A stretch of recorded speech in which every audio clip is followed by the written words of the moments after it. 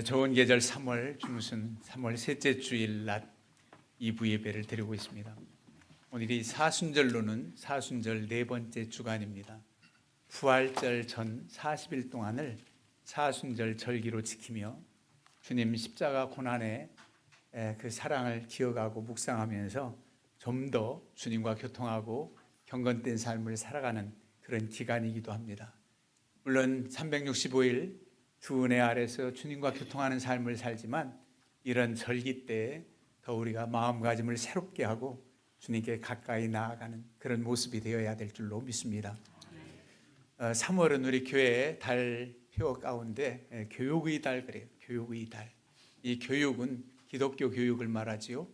기독교 교육은 단순히 어린아이들에게만 국한된 게 아니라 우리 장년 성도까지 다 기독교 교육 가르침을 받고 또 가르쳐야 되는 사명이 어른들에게는 있고 어린 자녀들에게는 잘 가르침을 받아야 되지요. 그래서 교회 학교하면 어린이 교회 학교만이 아니라 우리 학생들, 청년, 장년 모두가 교회 학교의 일원입니다.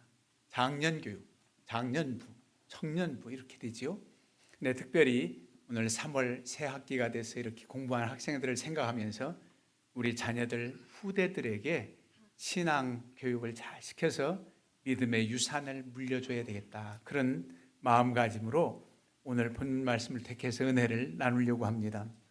오늘 본문 말씀은 사사기 처음 부분인데 여호수아가 모세의 뒤를 이어서 이스라엘 백성들을 인도하는 훌륭한 인물이지요. 여호수아가 이제 110세에 죽고 차세대가 하나님을 알지 못했다는 참 안타까운 말씀이 나오는 그런 기록입니다. 그 말씀 6절부터 보면 전에 여호수아가 백성을 보내매 이스라엘 자손이 각기 그들의 기업으로 가서 땅을 차지하였고 가나안 정복전쟁 한 7, 8년 한 이후에 각 지파별로 땅을 나누어 줘서 다 이제 자기들의 처소로 갔다는 겁니다.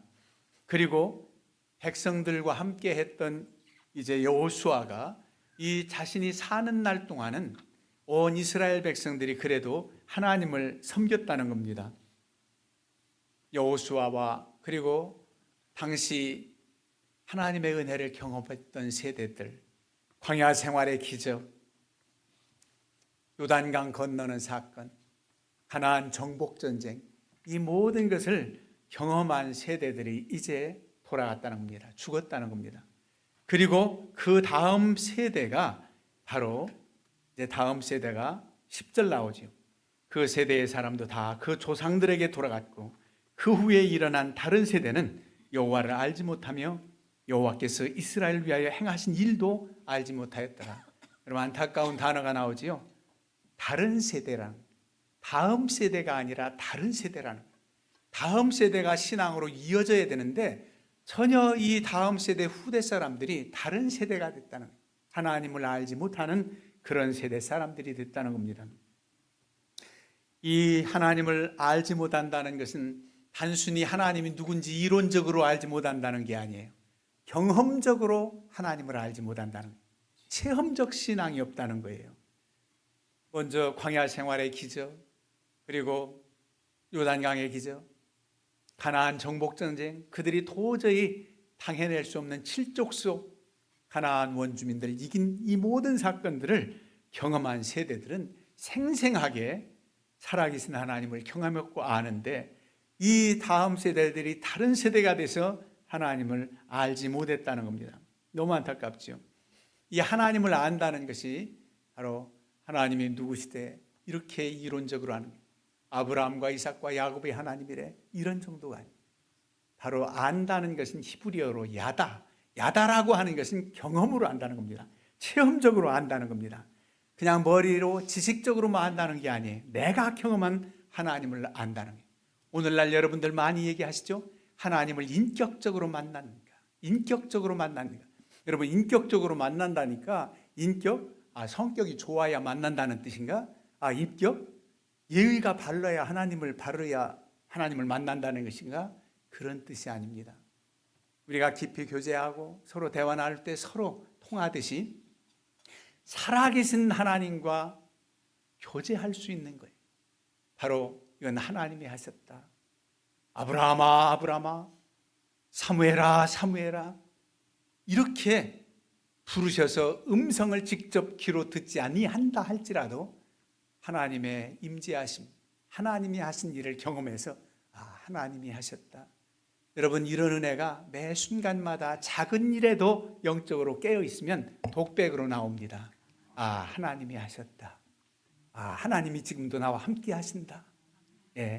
이게 바로 인격적 만남이에요. 내 모든 지정이 하나님과 교통해서 통할 수 있는, 죽은 하나님이 아니라 하나님 살아계신 나와 깊은 교제가 할 수 있는 그런 만남, 그 체험적 신앙을 말하는, 그 확증은 우리에게 무슨 체험이냐면 성령 체험입니다.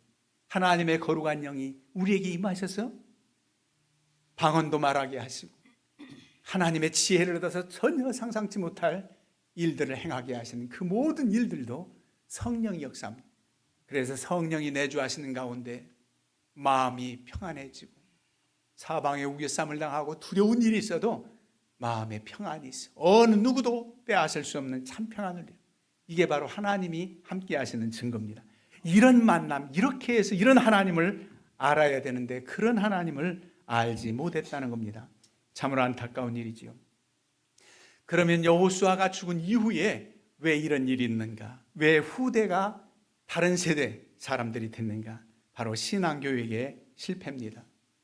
얼마만큼 모세는 강조했는지 몰라요. 신명기서 전체가 모세의 고별 설교라 그럽니다. 그렇게 밟고 싶었던 가나안 땅에 본인은 들어가지 못하지만 후대들 앞에서 그렇게 설교를 하는 고별 설교. 하나님을 잘 섬길 때 너희들에게 약속하신 가나안 땅에서 너희 생명이 장구한다. 잘 된다. 하나님 잘 섬겨야 된다. 너희만이 아니라 하나님의 기적을 경험한 세대만이 아니라 후대에게도 이런 믿음이 전수되어야 된다고 그렇게 강조한 겁니다. 그래서 신명기 6장 많은 부분에 보면은 모세는 이렇게 강조합니다. 이스라엘아 들으라. 이스라엘아 들으라. 이걸 히브리어로 말하면 쉐마 이스라엘. 들으라 쉐마. 이스라엘아 들으라. 잘 들으라는 겁니다. 이건 내 말이 아니라 하나님이 하신 영감으로 주신 말씀이다. 여호와는 오직 유일한 여호와시니 너는 마음을 다하고 뜻을 다하고 힘을 다하여 내 하나님 여호와를 사랑하라. 오늘 내가 내게 명하는 이 말씀을 너는 마음에 새기고 내 자녀에게 부지런히 가르치고 집에 앉았을 때든지 길을 갈 때든지 누워있을 때든지 일어날 때든지 이 말씀을 강론할 것이며 또 그것을 내 손목에 매어 기호를 삼으며 내 미가 안에 붙여 표로 삼고 또 내 집 문설주와 문에 기록할지다. 그러면서 그렇게 강조한 부지런히 가르쳐라. 이 말씀을요 손목에 가죽띠로 끼우고서 기록한 말씀, 길지 않아도 단 한마디가 와닿는 말씀. 하나님을 사랑하라. 여호와를 경외하라. 미간에도 붙여요. 떠나지 말라는 겁니다. 우린 여러분 말씀이 어디에 기록됐습니까? 우리 화장실 벽에 말씀이 이렇게 써 있어요. 문설주에 기록하라. 하나님 말씀을 잘 가까이 하면서 이 말씀 마음판에 새기고 순행하라는 겁니다. 아는 것으로만 그치지 말라는 겁니다. 하나님을 이론적으로 알면은 얼마든지 알 수도 있겠죠. 믿지 않아도 성경책 여러 번 읽어볼 수도 있어요.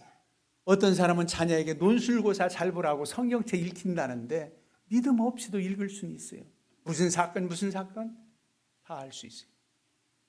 그렇지만 믿음으로 말씀을 상고하고 하나님의 영으로 이해되는 그런 놀라운 은혜가 있을 때에 그 말씀이 와닿고 그 말씀을 또 잘 가르치고 배우고 그러는 겁니다.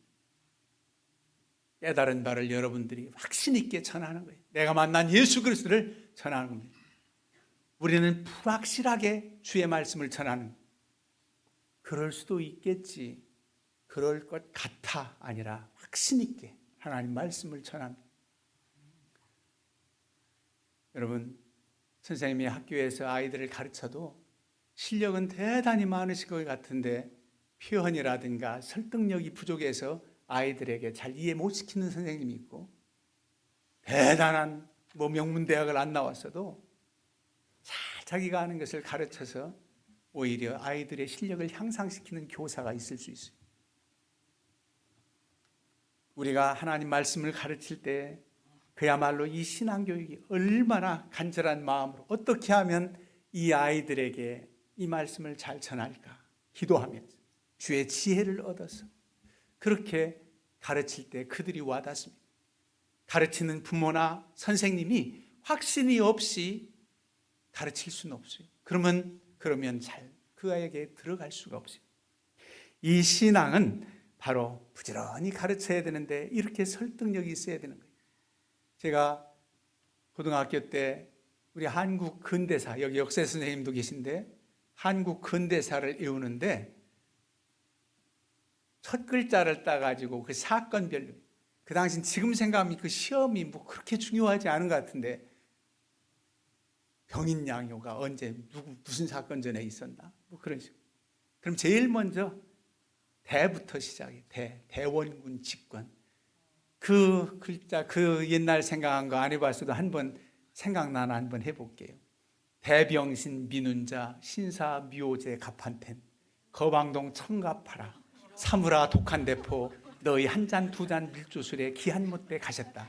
그러면 근대사가 딱 대원군 집권 명량 신미양요 대병신 민운자 민비축출 운요 사건 뭐 이런 식으로 쭉 그게 이제 한 자씩 읽어.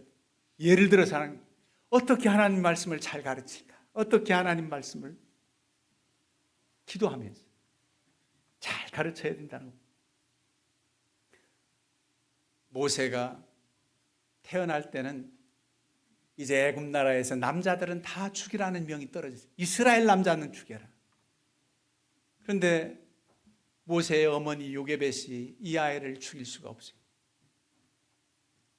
그래서 숨겨 기르다가 울음소리는 점점 커지고 도저히 어찌할 수 없어 모세를 갈대 상자의 역청을 칠해가지고 나일강에 띄우잖아요. 그런데 그 밑에서 바로 왕의 딸 공주가 목욕을 하다가 갈대 상자를 만나고 여러분이 모세가 됩니다. 모세라는 이름의 뜻이 물에서 건져내다는 뜻이에요.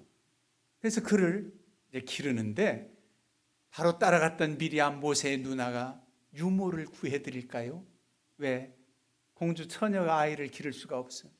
그래서 바로 아이를 기른 어머니 요게벳을 소개해서 요게벳이 자기 아들을 기르는 거예요. 보통 아이를 맡아서 기르는 게 이제 3 내지 4세 정도를 유모가 책임을 졌다고 그래요. 그 알지도 못하고 깨닫지도 못했겠지만 기도하는 마음으로 그를 위해서 얼마나 가르쳤을까요? 너는 이집트의 궁궐에 살아도 히브리인이다. 이스라엘 사람이다. 너의 조상 아브라함과 이삭과 야곱 알지 못해도 했을 것 같아. 그리고 내가 어떻게 살림을 받았느냐.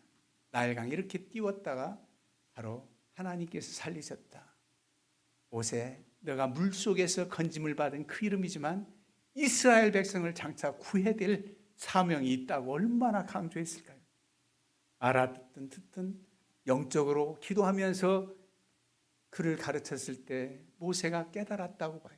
그래서 40여 세 때에 나아가서 그 동족이 고통받는 모습을 보고 애굽 사람을 쳐 죽여서 그게 이제 들통이 나자 미디안 광야로 피신해서 40년간 범로로 있을 때 80세에 부름받고 이스라엘 백성들을 이끌게 하지 않았습니까? 이런 교육, 바로 진심 어린 기도하면서 하는 가르침이 이제 이어지질 못했다는 겁니다. 그런가 하면 왜 여호수아가 죽은 이후에 그 세대가 신앙을 유산으로 받지 못했는가? 그들이 그렇게 강조했던 하나님의 말씀에 청종하지 않았어요. 환경에 동화됐어요. 가나안 원주민들 불신앙의 문화에 빠져버렸어요. 세속화됐어요. 가나안 문화 속에 살면서 그들이 섬기는 신들을 섬기고 절대 원주민들의 족속들과는 결혼하지 말라.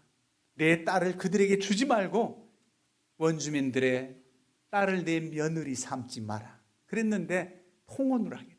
그러면서 그들이 점점 변질됩니다. 변질됐다는 거예요, 다른 세대는.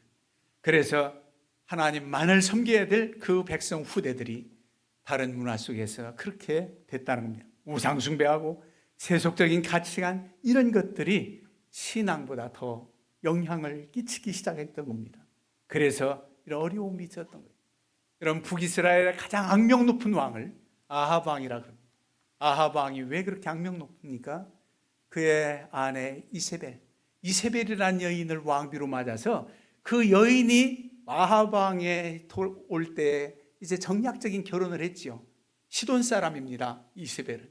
시돈 여자는 저 이스라엘 북단 지중해에 난 두로 위의 시돈 이방 지역. 그가 들어올 때 그저 자기만 와서 아합 왕의 아내 왕비로 살아가는 게 아니라 바알과 아세란 그 신앙을 가져와가지고 그렇게 섬겨 이스라엘 백성들을 타락하는 길로 빠지게 했던 것이죠. 이게 바로 환경이 참 중요합니다. 어떻게 하면 하나님 은혜 가운데 우리가 살 수 있습니까? 세상에 나아가서 영향력을 끼치고 전도할 때는 불신자들도 만날 수 있어요. 그러나 불신자들과 함께 동화될 수는 없습니다. 배를 띄워서 바다의 강물에 띄워도 그 물이 들어오게 하진 않아요. 절대 절교하고 믿지 않는 사람들과 상대도 말고 상거래도 믿는 짓만 가고 그러라는 게 아닙니다. 오히려 그들을 만나서 하나님의 사랑, 하나님의 역사하심을 나타내서 그들도 구원에 대한 소망이 궁금해야 돼요.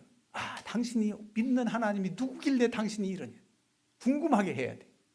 그 만남이 있어야 되겠죠. 그러나 하나님 원치 않는 그런 길들은 가지 말아야 됩니다. 여러분들 은혜 받기 위해서 은혜를 사모하지. 믿음이 좋은 사람 옆자리에 앉길 원하기. 우리 어렸을 때는요, 집회를 한다 그러면은 아주 열심히 있는 분 옆에 가서 앉으면 나도 저분 때문에 방언 좀 받으려나 그랬었어요.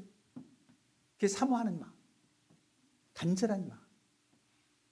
어릴 때 믿음 없는 세대, 세속적인 것, 그 환경에 휘둘리지 않고 오직 하나님 중심으로만 살아가야 됩니다. 그렇지 못해서 이 후대가 신앙이 끊어졌던 겁니다.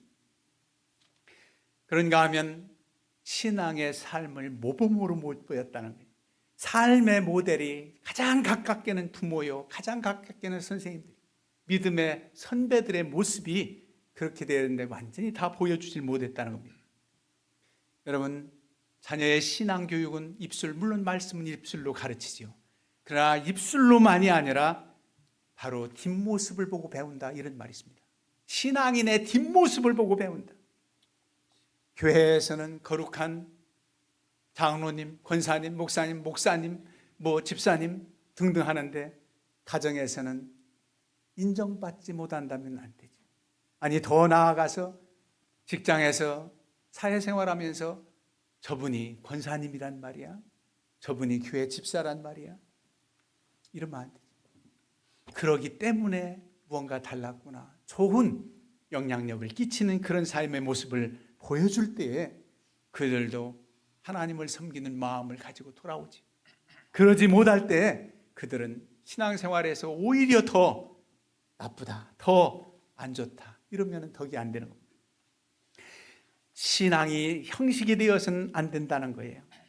삶의 모범으로 보여줄 수 있어야 된다는 겁니다. 그야말로 하나님 만남이 철저히 경험, 체험적인 신앙이듯 우리의 이 신앙적인 영향력을 끼치는 것은 우리의 삶의 모습입니다. 여러분, 살아가면서 기쁘고 일이 잘 되고 형통한 것 먼저 하나님 앞에 감사하지요. 하나님 은혜다, 감사합니다. 힘들고 어려울 때 식구들 염려하지 말고 내가 짊어지지 하는 경우도 있겠지만 어떤 때는 좀 큰 자식들에게는 우리 이 기도 제목 놓고 함께 기도하자, 이 어려움이 있는데 하나님이 어떻게 역사하시는지 그 무릎 꿇는 모습을 보여야 됩니다. 그래서 그들이 사신 하나님의 능력으로 해결함 받았을 때 감사하고 하나님이 하셨다, 그렇게 고백을 하게 되는 겁니다. 여러분, 신앙 노트, 큐티를 쓴다, 나름대로 여러 가지 신앙적인 자신과 하나님과의 관계를 나름대로 잘 하고 있어요. 성경 필사도 한다. 여러분들, 기도 응답 노트를 한번 생각해 보세요. 기도 응답. 내가 언제 어떤 시점에서 이렇게 하나님께서 이 기도 제목을 응답하셨다. 어떤 때는 그 응답이 그대로 내가 바라는 대로 되지 않아도 하나님께서 비의 길로 인도해 주셨다, 다른 것들로 인도해 주셨다.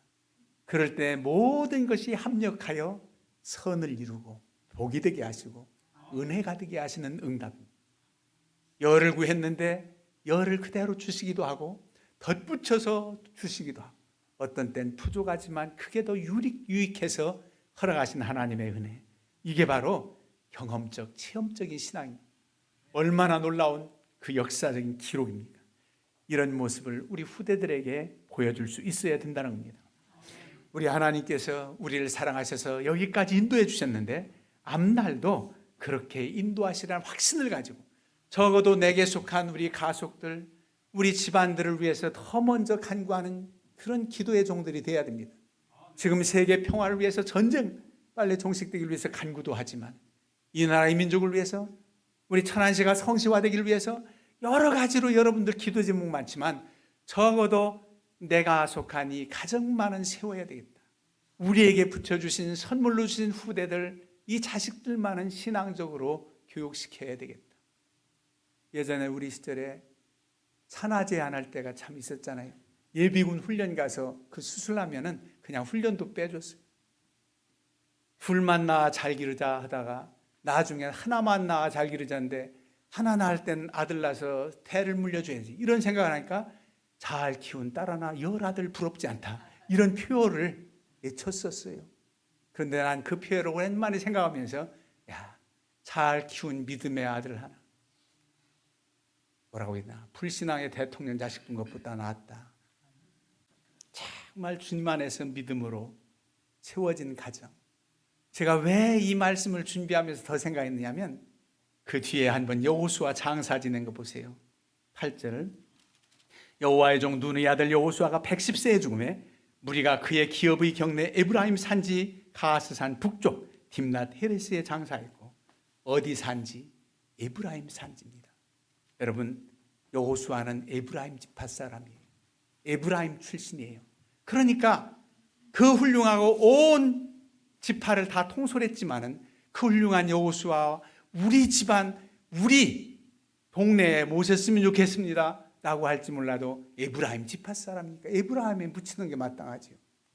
그렇다면 그렇게 출중했던 여호수아가 다른 지파들은 믿음이 없을지라도 에브라임 지파 족속들만은 그래도 하나님을 섬기는 이들이 좀 많았으면 그런 마음이 생기더라 말이지.